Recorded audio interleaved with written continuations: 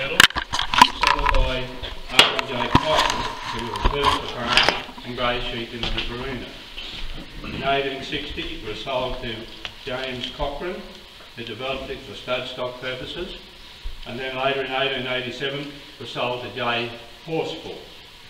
He was born in Yorkshire in 1837. His family for a generation has been identified with the woolen trade as staplers and manufacturers. He was educated at Bradford in England, and he came to Victoria in 1856 to Mr. Richard Goldsborough. He began as a junior clerk and rose until 1873. He was admitted as a partner, the firm being Richard Goldsborough and Company. In 1881 the business of Goldsborough Company was amalgamated with that of the Australian Agency and Banking Corporation and became Goldsborough Company Limited, and Mr. Horsfall being one of the directors. This card here, that's Regis eldest Goldsborough Lord. That was part of that. That's where the family originally derived from. He was a very determined man, and perhaps on one occasion, he during the Great Shearers' Strike, rather than to accede to their demands, which he considered unjust, he chose to lose approximately £50,000. In 1908, Faulkners of Bundure, F.S. Faulkner and Sons, purchased the property where they showcased and marketed Bundure and Wanganella stud rams. As an interest, they bred thoroughbred horses, and the famous sire David stood on the property and later was buried on the banks of the Clumbo Creek. Now, Faulkners purchased Widgiewa from Horsefields, and it included Bundure North, which is now Morundah, across the road, and that's where that was built by Otway Faulkner. When FS&F sold their fields, they kept that portion. I'm talking about Morundah now. That's where that was a very renowned property for its, still is for that matter, and we've heard of the farm block, and that's where they used to run their sheep, which lived just across the creek. And he was Faulkner, Otway Faulkner was a mentor of Herbert Field, who later on lived on Widgiewa. And just to give you a little bit of the, there's a lot of confusion of course. Going back to the early days, that field was Herbert Field Senior, and I'm talking about their lifespan was 1878 to 1955. Thomas Alfred Field and Herbert Field were brothers. They split up, and they were well known, P.A. Field and Sons, still are now, and they're meat exporters and graziers. And the other field, Herbert Field, he chose to go grazing and finished up with these properties here.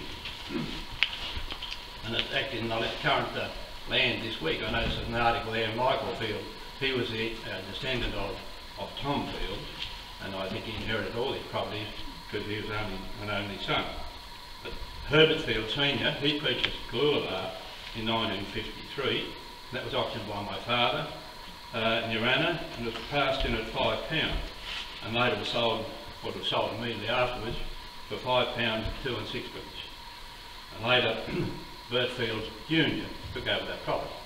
And that property I'm talking about now, Coolabah, it was later sold again and split up, and Alan owned some of that country. Alan Herbert, yeah, owned some of that country. But however, Herbert Field then later took over from his father and managed Widgiewa, and his children were born here. I might say he had, at that time, they had 5 properties: Widgiewa, Morawi, Millston, Cockatoo, Candona, Tupwal, Tocumwal, and Red Hill. That should be 5. Widgiewa, I think there's 5. Anyhow, Fields, they based their, when Bert Field, he moved to Sydney, and he then employed managers from that time, from 1958. But they had the Hereford stud here, and they were very successful. Stud sales there for a period of years, and they bred merino and first cross sheep. And Bert Field, when he passed on, which was in 1975. He bequeathed the property to 4 of his children, Archer, Jenny, Bill and Jacqueline. The heritage state continued under Archer's management. After he went there, Archer ran it for a period of years, and then it split up. It was bequested to the family. Bill got the homestead block, Archer got this block here, the Woolshed block, and Jenny and Jacqueline, the 2 girls, they got 12,500 acres each. The others got round figures about 25,000 acres. Now let's take a commercial. Hang on. Sing a song, Patrick, with him. Out on the board, the old shearer stands, grasping his shears, bit of harp dance in his thin bony hand. The ringer looks around and he's beaten by a bow, and curses the old swagger with the bare belly Joe. Flick. Before they call us off. Then in 1977, the homestead block, which I said Billy Field owned, his interests were more in music, very much so. They were renowned for his, one of them was Bad Habits. I see there's an old placard there advertising it. But he sold the property and to his section to the Thring family from South Australia. They only owned it for 12 months and they sold it again, and that's when the Dernan family came into it, Wayne and Jack Dernan. Of course Jack passed on 18 months ago, and Wayne's taken it over. Initially when they ran it, they originally ran Reno sheep, and they were selling, they'd have a run of about between 10 and 12,000 first cross lambs, and they were sold each year, annually, the total drop, the Metropolitan Board of Works in Melbourne. That was a big sale in those days, or in more recent days. But the property, now Wayne's taken it over, he and his family, and he just runs cattle. That of course means that the shed is no longer used, and hasn't been for some years.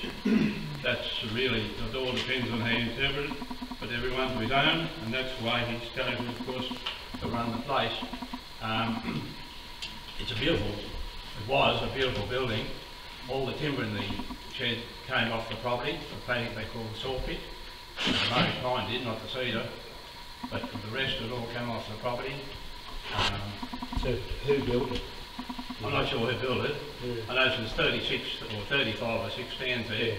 So, you know, you can pick that up. They were shearing between, say 150, between 5,000 and 6,000 sheep a day, and they'd be putting out 100 odd bales a day. I remember in my time, I came out there, I never actually worked in the shed, but we did all their business, most of their business over that period of time. And they'd always had over 1,000 bales of wool. The presser, he'd have an assistant with him, and they'd be going day and then they'd come back after tea and do quite a bit more to catch up to get their 100 odd bales a day. So it was a big time, you know. It was a big time. Oh yeah, they did indeed. Well, we were fortunate we had sales here. Definitely. The first sure, sale your we truck conducted here was in 19... Yeah, not many on the tin, is he? The first sale we conducted was in 1961. We had, and they ran through to 1984. The sales, the sheep yardings were all in the vicinity of 20 to 25,000, and the cattle sales from 1,000. Initially started with 1,000, got up to about 2,000 head of cattle. Initially ourselves, James Smithico and New Zealand Lane ran the sales, sheep sales, then later in elders and the elders Golden North in those days, and young husbands got under our garden, they finished themselves, and well, because of cattle, of course, there were 4 of us coming on the property into the sales. Birdfield, he was in a very big way, and as I said, he had those 5 properties, and all the stock would come in from those properties. Other than the first year, I drafted all the sheep,